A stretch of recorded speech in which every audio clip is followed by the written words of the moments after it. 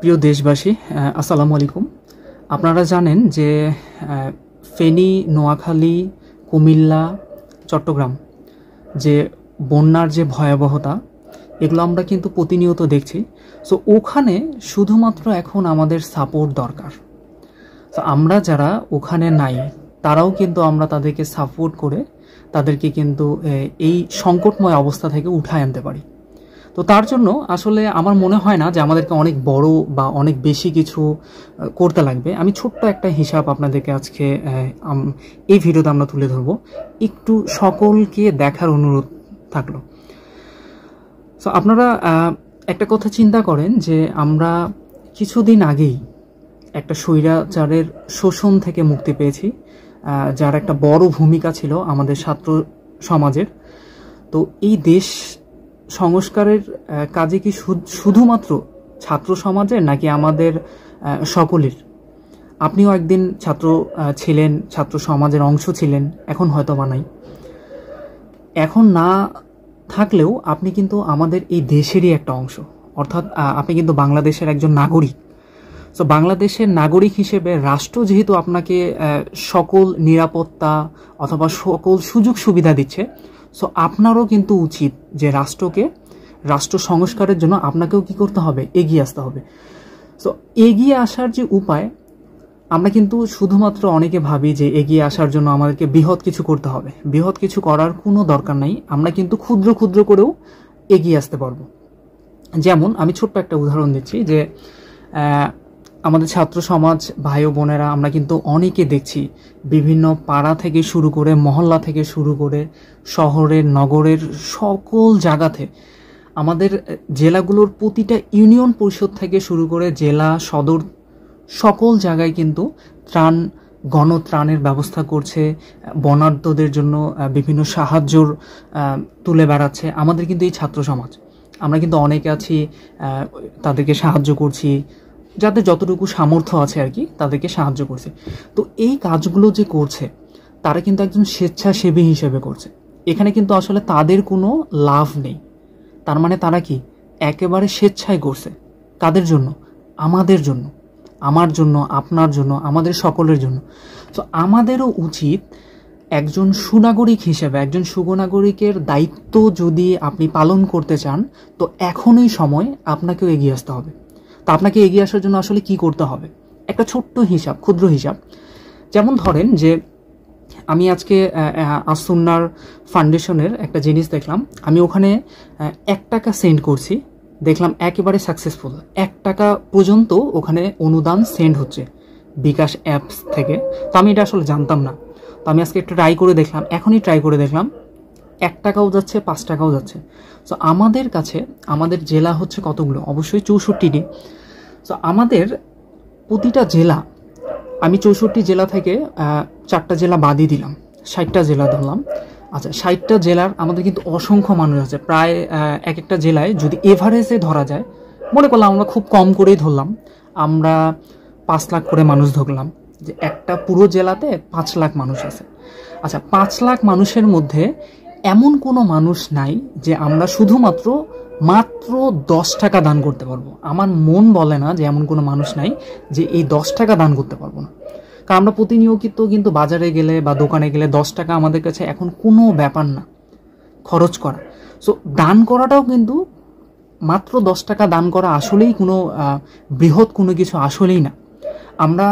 আপনারা বিকাশ অ্যাপসের মাধ্যমে ডোনেশন লিঙ্কে যে ওখানে কিন্তু বাংলাদেশ সেনাবাহিনীর ত্রাণ তহবিল আছে, তারপর হচ্ছে আসুন্না ফাউন্ডেশন আছে, আরও বিভিন্ন ফাউন্ডেশন আছে, ওখানে কিন্তু দান করতে পারবেন। সো তার মধ্যে থেকে দেখা যাচ্ছে যে সব থেকে বেশি যেটা হচ্ছে আসুন্না ফাউন্ডেশন, যেহেতু তারা প্রথম থেকেই কাজ করছে, তারা কিন্তু অলরেডি কোথায় ত্রাণ দিতে হবে, কোথায় পৌঁছাতে হবে, তারা কিন্তু অলরেডি ওটা পুরোটাকে ম্যাপিং করে ফেলতে পারছে। সেহেতু আমাদেরও উচিত যে তাদের সাথে থাকা, তাদেরকে ডোনেশন করা।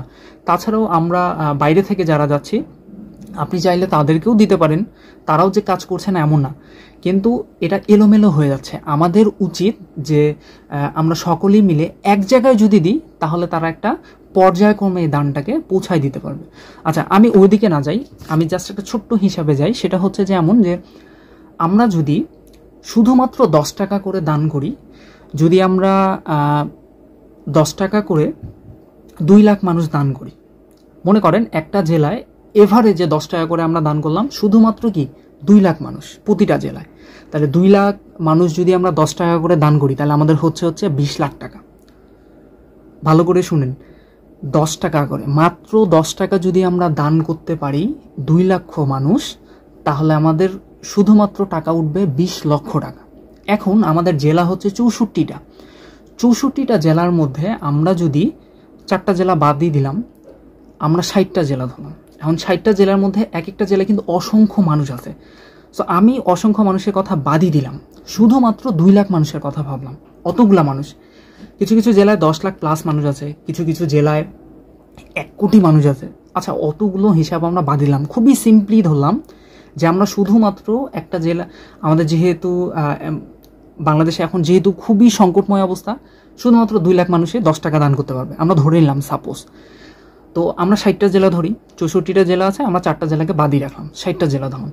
তো এই 60টা জেলার মধ্য থেকে প্রতিটা জেলা থেকে যদি 2 লাখ মানুষ 10 টাকা করে দান করে, তাহলে আমাদের হচ্ছে 20 লক্ষ টাকা। তাহলে ভালো করে খেয়াল করেন, এই 20 লক্ষ টাকা, তার মানে 2 লাখ মানুষ যদি 60টা জেলা থেকে যদি 2 লাখ মানুষ 10 টাকা করে দান করে, তাহলে তার পরিমাণ কত দাঁড়াচ্ছে জানেন? 12 কোটি টাকা। একবার ইমাজিন করেন যে আপনার এই 10 টাকা দান 12 কোটি টাকায় পরিণত হবে যদি আপনি চান। তো এই জিনিসগুলো আমরা কিন্তু অনেকে জানি না। আমরা মনে করি এত এত টাকার দান দিচ্ছে, এক একজন ইউটিউবার দেখা যাচ্ছে যে প্রায় 1000 পরিবারের খাবার নিয়ে যাচ্ছে, 500 পরিবারের খাবার নিয়ে যাচ্ছে, তারা অনেক বেশি দান করছে, আমি মাত্র 10 টাকা দান করব। আমাদের এটা কিন্তু আসলে ভ্রান্ত ধারণা। আর এই ভ্রান্ত ধারণাটাকে শেষ করার জন্যই আসলে কিন্তু আমার এই ভিডিওটা করা মেনলি। তো আমরা কিন্তু দেখেন, মাত্র 10 টাকা যদি দান করি, এই 60টা জেলা থেকে 2 লাখ করে, প্রতিটা জেলা থেকে যদি আমরা 2 লাখ মানুষও দান করি, এটা দান করাটা কিন্তু খুব বেশি যে আমাদের সকলের জন্য খুব বেশি কষ্টকর হয়ে যাবে এমনটাও কিন্তু না। খুবই সিম্পলিভাবে চিন্তা করেন যে মাত্র 10 টাকা দান করা খুবই ইজি। কি করতে লাগবে? আপনার যদি বিকাশ অ্যাপস থাকে, আপনি বিকাশ অ্যাপসে যান, যে ডোনেশনে গেলেই আপনার ওখানে অপশন চলে আসবে, জাস্ট আপনি ডোনেশনে ক্লিক করে আপনার যে কোনো ইচ্ছা।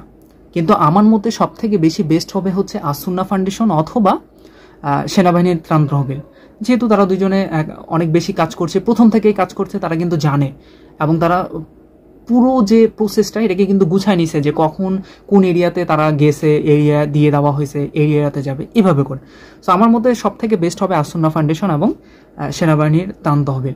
তো এখানে যদি আপনি 10 টাকা দান করেন, তাহলে আপনার পুরো লাইফের বা আপনার এমন যে খুব বেশি ক্ষতি হয়ে যাবে এমনটা মোটেও না।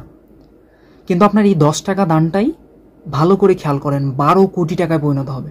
তাহলে একবার চিন্তা করে দেখেন, এটা খুবই সিম্পল হিসাব, আমরা একেবারে ক্ষুদ্র করে ধরছি, একটা জেলায় 2 লাখ মানুষের কথা বলছি। এখন এমনও হতে পারে, বেশিও হতে পারে। তো এই ছোট্ট একটা দানের এই 10 টাকাটা, আপনার 10 টাকা, আমার 10 টাকা, আপনাদের 10 টাকা 12 কোটি টাকায় পরিণত হচ্ছে। একবার খেয়াল করে দেখেন। তাহলে এটা যদি আমরা 20 টাকা করে দান করি, তাহলে 12 দিনে 24 কোটি টাকা হচ্ছে।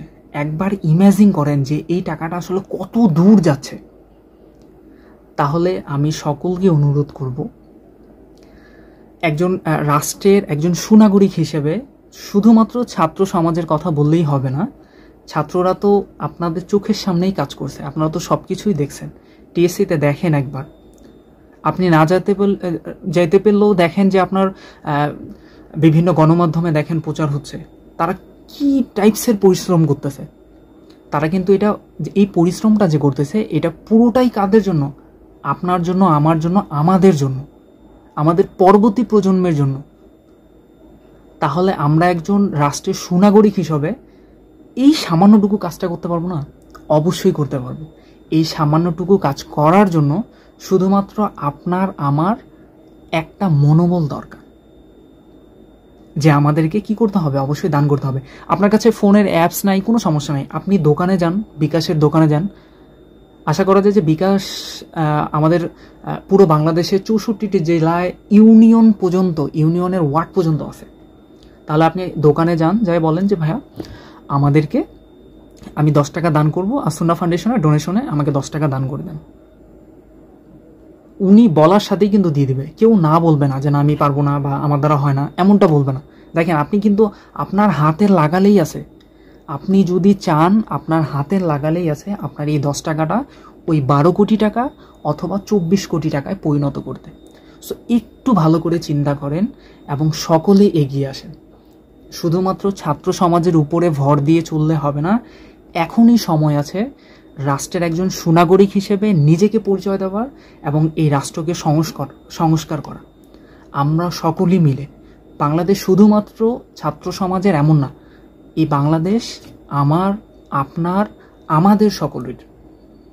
আপনার ছেলে মেয়ে, আপনার যদি ছেলে মেয়ে থেকে থাকে, পরবর্তী প্রজন্মে তারা নেতৃত্ব দিবে, তাদেরকে বলতে পারবেন যে আসলে এমন একটা সংকটময় অবস্থা ছিল, আমরা সকলে একত্রিত হয়েছিলাম যেভাবে এখন ছাত্র সমাজ একত্রিত আছে।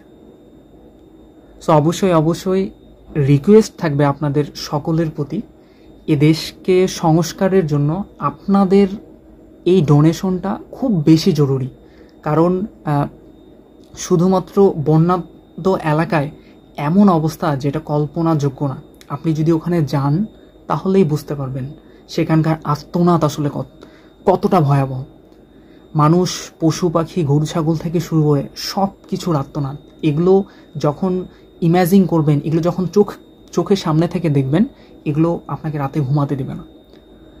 সো একটু সকলের প্রতি আমার অনুরোধ থাকবে, আপনারা সকলে মিলে আমাদের এই ছোট্ট মাত্র 10 টাকা দান করতে আমরা সকলেই পারবো।